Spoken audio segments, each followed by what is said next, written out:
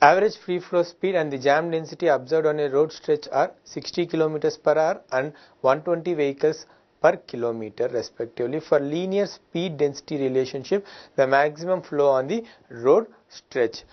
This is direct question. He has given average free flow. So average values is given as how much? Vf is 60 kilometers per hour, and whereas jam density K kj or km, you can take it as 120 vehicles per kilometer.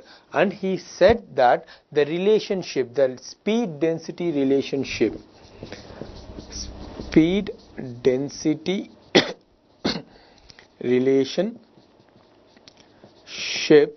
is linear.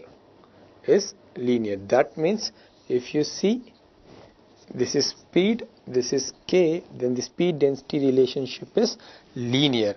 Then the maximum value will occur, maximum value of flow will occur at, if I take this kj, this is kj by 2, and this would be at Vf by 2. So the maximum flow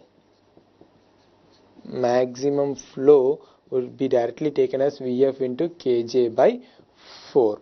That is equal to 60 into, what is this, 120 by 4. That is equal to 1800 vehicles per hour. Or directly people remember this formula and apply this, and you'll get it as this one. So, or if sir, I don't remember the formula, this is a linear relationship. From this linear relationship, get the maxima values. You'll get the maximum values at k is equal to kj by 2. So this is the linear graph. This is how you'll calculate these type of equations. Thank you.